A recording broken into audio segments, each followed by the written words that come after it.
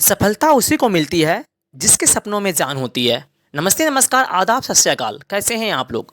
Time pass नहीं के YouTube channel में आप लोग का स्वागत है। मैं आशा करता हूं कि आप लोग अच्छे होंगे और अपनी तैयारी में लगे होंगे। तो चलिए आज हम देखते हैं हिंदी साहित्य के इतिहास का एक ज़बरदस्त टॉपिक जिसका नाम है भक्तिकाल। इससे पहले मैंने हिंदी साहित्य का आदिकाल और हिंदी साहित्य का रीतिकाल बहुत ही बेहतरीन तरीके से पढ़ाया है।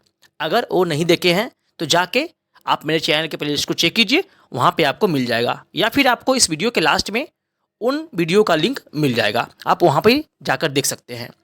तो आज हम आप लोगों को हिंदी साहित्य के इतिहास का भक्ति काल के बारे में बताएंगे। और यकीन मानिए, सिर्फ मैं 50 क्वेश्चन लूँगा और इन 50 क्वेश्चंस में आपको पूरा भक्ति काल समझा दूंगा। और यकीन मानिए कि अगर इस वीडियो को आपने देख लिया तो मैं 200% गारंटी देता हूँ कि आपको एग्ज़ाम में भक्ति काल से संबंधित जितने भी क्वेश्चंस होंगे आपको इस वीडियो से देखने को मिल जाएगा। तो चलिए बिना देर के वीडियो को स्टार्ट करते हैं। संपूर्ण हिंदी साहित्य के इतिहास को और संपूर्ण सामान्य हिंदी को बेसिक से एडवांस लेवल तक पढ़ने के लिए आप मेरे चैनल को सब्सक्राइब कर लीजिए। तो चलिए देखते हैं आज का पहला क्वेश्चन। भक्ति काल की सर्वमान्य समय सीमा क्या है? भक्ति काल की सर्वमान्य समय सीमा क्या है? सर्वमान्य मतलब कहने का मतलब है कि इसको सब मानता है ना। इसका विरोध किसी ने नहीं किया इस समय सीमा का, इसीलिए इसको बोलते हैं सर्वमान्य। तो इसका जो आंसर होगा विक्रम संवत 1375 से 1700 विक्रम संवत तक। ठीक है, चलिए आगे अब समझते हैं आगे क्वेश्चन को। देखिएगा, नेक्स्ट क्वेश्चन है भक्ति काल की समय सीमा सन में कितनी है?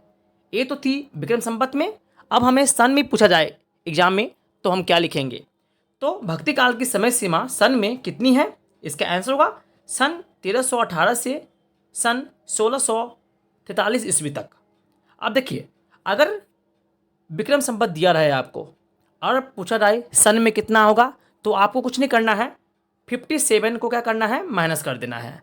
अगर आपको ईस्वी दिया है और आपको बदलना है विक्रम संवत में तो आपको 57 जोड़ देना है, बस यही काम करना है।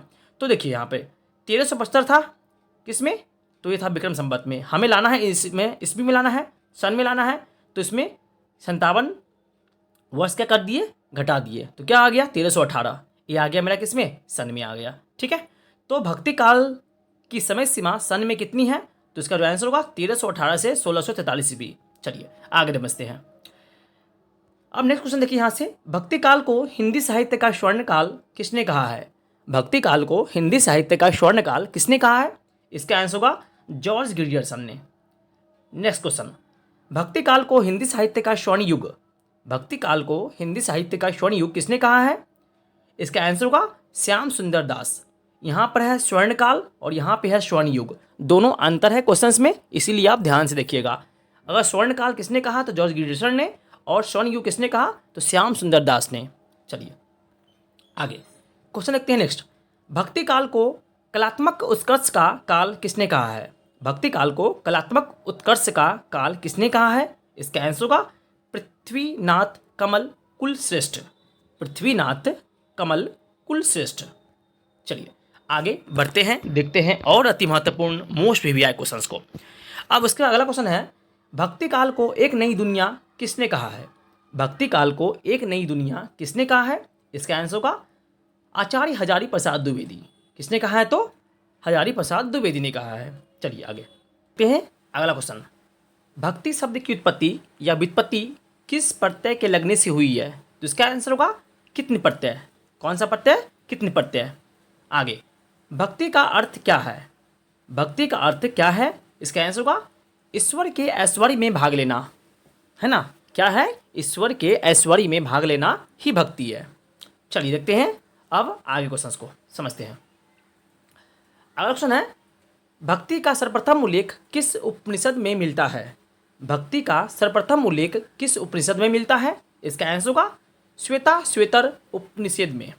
किसमें? श्वेता श्वेतर उपनिषद में। चलिए आगे, श्रद्धा और प्रेम का योग का नाम ही भक्ति है। श्रद्धा और प्रेम के योग का नाम ही भक्ति है, यह कथन किसने कही है? इसका आंसर होगा आचार्य रामचंद्र शुक्ल जी ने। क्या बोला था? श्रद्धा और प्रेम के योग का नाम ही भक्ति है। ये किसने कहा था? तो आचार्य रामचंद्र शुक्ल जी ने।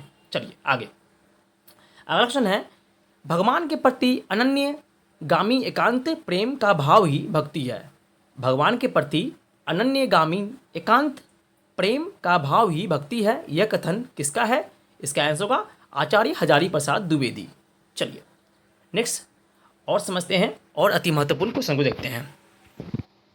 अब अगला क्वेश्चन देखिए यहाँ से। नेक्स्ट क्वेश्चन है, भारत में भक्ति भावना का उदय सर्वप्रथम किस क्षेत्र से हुआ था? भारत में भक्ति भावना का उदय सर्वप्रथम किस क्षेत्र से हुआ था? इसका आंसर होगा दक्षिण भारत से। अगला क्वेश्चन, भक्ति आंदोलन को उत्तर भारत में ले जाने का श्रेय किसे जाता है? भक्ति आंदोलन को उत्तर भारत में ले जाने का श्रेय किसे जाता है? इसका आंसर होगा रामानंद जी को। आगे नेक्स्ट क्वेश्चन है, दक्षिण भारत में भक्त कवियों की कितनी शाखाएं थी? दक्षिण भारत में भक्त कवियों की कितनी शाखाएं थी? इसका आंसर होगा 2 शाखा, एक अलवार और एक नैनार। ठीक है, कौन कौन था? अलवार था, एक नैनार था। आगे अब देखते हैं, अलवार और नैनार किस भाषा का शब्द है? अलवार और नैनार किस भाषा का शब्द है? इसका आंसर होगा तमिल भाषा का शब्द है। ठीक है, याद रखिएगा इसको। आगे नेक्स्ट है, अलवार भक्त किसके उपासक थे? अलवार भक्त किसके उपासक थे? तो ये थे विष्णु के उपासक। जबकि नैनार भक्त किसके उपासक थे? तो नैनार भक्त किसके उपासक थे? इसका आंसर होगा भगवान शिव के, है ना। अलवार विष्णु के और नैनार शिव के। चलिए आगे देखते हैं और अति महत्वपूर्ण क्वेश्चंस को। अगर वीडियो आप लोगों को अच्छा लग रहा हो तो प्लीज़ मेरे चैनल को सब्सक्राइब कर लीजिए और ऐसे वीडियो पाने के लिए हमसे जुड़ जाइए। चलिए नेक्स्ट, अब अगला क्वेश्चन देखिए यहाँ से, अलवार भक्तों की संख्या कितनी थी? अलवार भक्तों की संख्या कितनी थी? तो इसका आंसर होगा 12। अगला क्वेश्चन देखिए, नैनार भक्तों की संख्या कितनी थी? तो नैनार भक्तों की संख्या कितनी थी? तो इसका होगा आंसर 63। आगे, अलवार भक्तों में एकमात्र महिला भक्त का नाम क्या था? अलवार भक्तों में एकमात्र महिला भक्त का नाम क्या था? इसका आंसर होगा अंडाल या फिर अंदाल। ठीक है, दोनों जगह कुछ कुछ नाम से इसको बोला जाता है, दोनों याद रखिएगा। अंडाल, कहीं अंदाल भी लिखा जाता है, कहीं अंडाल भी बोला जाता है, तो दोनों याद रखिएगा इसको। आगे नेक्स्ट है, प्रथम आलवार भक्त कौन थे? प्रथम आलवार भक्त कौन थे? इसका आंसर होगा मोयंग आलवार। क्या नाम है? मोयंग आलवार। ये प्रथम आलवार भक्त थे। जबकि अंतिम आलवार भक्त कौन थे? तो अंतिम आलवार भक्त कौन थे? इसका आंसर होगा तिरुमई आलवार। क्या नाम है? तिरुमई आलवार। चलिए आगे चल देखते हैं अगला क्वेश्चन। अगला क्वेश्चन है, सबसे प्रसिद्ध आलवार भक्त कौन थे? सबसे प्रसिद्ध आलवार भक्त कौन थे? इसका आंसर होगा नन्नालवार। क्या नाम है? नन्नालवार। आगे, प्रथम नैनार भक्त कौन थे? प्रथम नैनार भक्त कौन थे? इसका आंसर होगा अनई नैनार। क्या नाम है? अनई नैनार। चलिए नेक्स्ट क्वेश्चन देखते हैं अब आगे। अगला क्वेश्चन है, अंतिम नैनार भक्त कौन थे? अंतिम नैनार भक्त कौन थे? तो ईसाई नैनवार। क्या नाम है? ईसाई नैनार। चलिए देखते हैं आगे और अति महत्वपूर्ण मोस्ट वीवीआई क्वेश्चंस को। ये सभी क्वेश्चन अति महत्वपूर्ण हैं और प्रीवियस एग्जाम में पूछा गया है, इसीलिए इसको स्किप नहीं कीजिएगा और शुरू से जरूर देखिएगा। आगे अगला क्वेश्चन है, नैनार भक्तों में एकमात्र महिला भक्त थी। नैनार भक्तों में एकमात्र महिला थी जिसका नाम क्या था? तो इसका जो आंसर होगा करईकल अय्यर। क्या नाम है? करईकल अय्यर। क्या नाम है? करईकल अय्यर। चलिए, ये एकमात्र नैनार महिला भक्ति। आगे, भक्ति आंदोलन का उदय मुस्लिम आक्रमणकारियों की देन है। भक्ति आंदोलन का उदय मुस्लिम आक्रमणकारियों की देन है, यह कथन किसका है? तो इसका जो आंसर होगा आचार्य रामचंद्र शुक्ल जी का है। चलिए आगे अगला क्वेश्चन है, भक्ति आंदोलन के उदय अरब आक्रमणकारियों की देन है, यह कथन किसका है? भक्ति आंदोलन का उदय अरब आक्रमणकारियों की देन है, यह कथन किसका है? इसका आंसर होगा डॉक्टर ताराचंद महोदय का। क्या नाम है? डॉक्टर ताराचंद महोदय। नेक्स्ट अगला क्वेश्चन है, भक्ति आंदोलन का उदय ईसाईयत की देन है। भक्ति आंदोलन का उदय ईसाईयत की देन है, यह कथन किसका है? तो इसका जो आंसर होगा बेबर, कीथ और जॉर्ज ग्रियर्सन, इन तीनों को मिला के इसने दिया था। ठीक है, चलिए अगला क्वेश्चन है, भक्ति काल में कुल कितनी धाराएं हैं? भक्ति काल में कुल कितनी धाराएं हैं? इसका आंसर होगा 2 धाराएं, एक निर्गुण काव्य धारा और एक होगा सद्गुण या सगुण काव्य धारा। चलिए आगे नेक्स्ट देखते हैं, यहाँ से समझते हैं। चल लगते हैं आगे।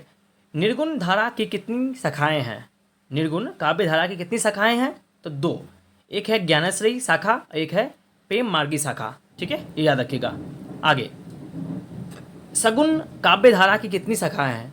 सगुण काव्य धारा की कितनी शाखाएं हैं? इसका भी आंसर क्या होगा? 2। एक राम भक्ति और एक है कृष्ण भक्ति। ठीक है, इसको अच्छे से आप समझ के चलिएगा। ठीक है, आगे नेक्स्ट क्वेश्चन है, निर्गुण भक्ति काव्य को संत काव्य का नाम किसने दिया है? निर्गुण भक्ति काव्य को संत काव्य का नाम किसने दिया है? इसका दिया आंसर होगा आचार्य राम कुमार वर्मा ने दिया है। ठीक है, याद रखिएगा इसको। आगे, निर्गुण ज्ञान मार्गी शाखा को निर्गुण भक्ति साहित्य का नाम किसने दिया है? तो निर्गुण ज्ञान मार्गी शाखा को निर्गुण भक्ति साहित्य का नाम किसने दिया है? इसका आंसर होगा हजारी प्रसाद द्विवेदी ने। आगे नेक्स्ट है, वाणी का डिक्टेटर किसे कहा गया है? वाणी का डिक्टेटर किसे कहा गया है? ये कहा गया है कबीरदास को। ठीक है, चलिए आगे। अब हम आगे रखते हैं क्वेश्चन को, समझिए। नेक्स्ट क्वेश्चन है, अजगर करे न चाकरी पंक्षी करे न काम किसकी प्रसिद्ध पंक्ति है? अजगर करे न चाकरी पंक्षी करे न काम किसकी प्रसिद्ध पंक्ति है? इसका आंसर होगा मलुकदास की। किसका है? मलुकदास की। अगला, मलुकदास की प्रमुख रचना क्या क्या है? तो इसका आंसर होगा रत्न खान, ज्ञानबोध, पुरुष विलास, भगत विरुदावली, सुख सागर और दस रत्न, है ना। तो ये है मलुकदास की प्रमुख रचनाएं। तो चलिए यहाँ पे आपके हिंदी साहित्य के इतिहास के भक्ति काल से संबंधित top important most previous question समाप्त होते हैं। यकीन मानिए कि आपको एग्जाम में इन्हीं क्वेश्चनों से क्वेश्चन आपको देखने को मिल जाएगा एग्जाम में। तो चलिए आज के लिए इतना ही। तब तक थैंक यू। जय हिंद, वंदे मातरम।